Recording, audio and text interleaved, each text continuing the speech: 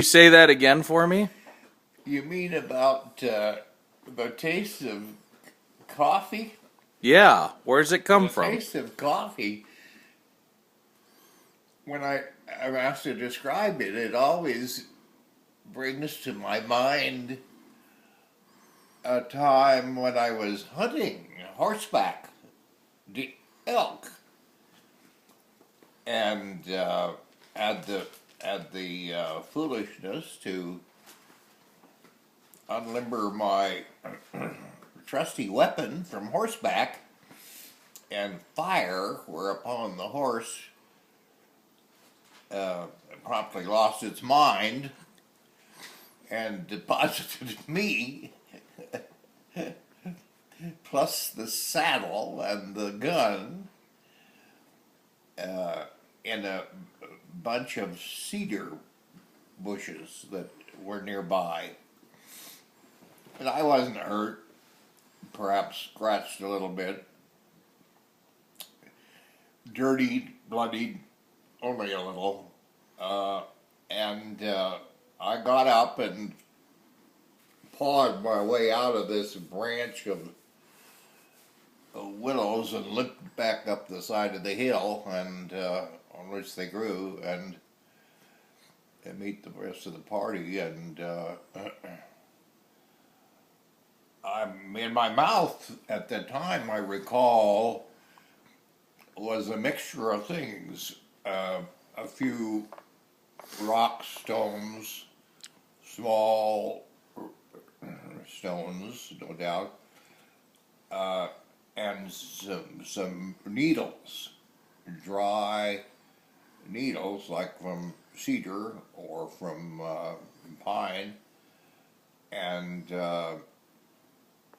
they had no real taste except the dryness that went along with them, but it all had sort of a distant tang. I can't describe it other than that, but there was some dirt along with it, just the plain dirt that gets scraped off the ground, off the rock that's down underneath everything, and that just has kind of a dry taste. There's no actual taste to it, but that's what the rest of it tasted like, was that dirt. Kind of And like an earthy flavor? uh, Like an earthy flavor, maybe? uh, An earthy flavor? oh yes, definitely. I mean, if you leaned over and got to a dry part, went out into a parking lot, or that wasn't paved over, or someplace where they were working the dirt and got the just scraped off tiny, maybe just only a pinch of the stuff laying on top of everything, and ran your tongue over it, and some would come away with your tongue, assuming it had been slightly wet, and if you sort of pass that back and forth over your lips, it would end up having what I would have called, what I still call, an earthy taste to it, and I, I guess that's what I think the ground tastes like. What And was it? that's the coffee underneath everything before you add anything of any kind tastes like that. What was it you were telling me about how coffee affects the mind? How coffee what?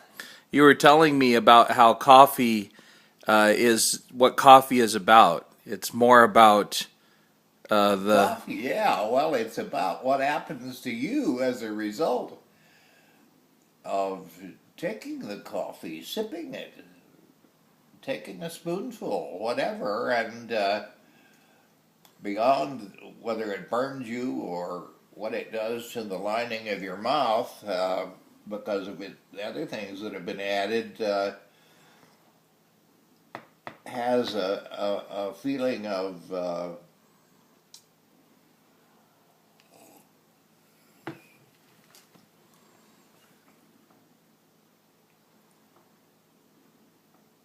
Well, it dries it out a little bit.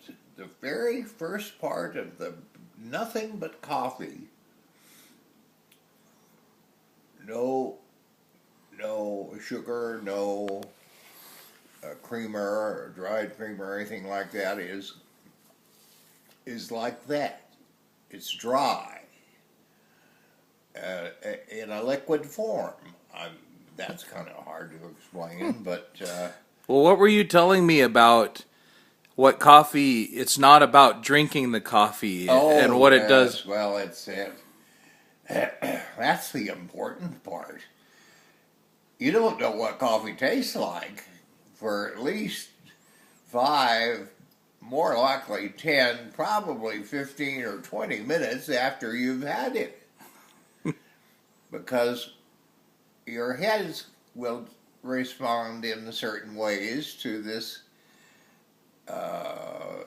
stuff you've tasted, and it'll either expand this dry taste that you've sampled, or it will have new ideas pop into your head as a result of having tasted it, and those there'll be separate ideas there. There'll be maybe even things you haven't thought of for years. I mean, new ideas even. After all, that's one of the reasons people drink coffee, isn't it? To try to help them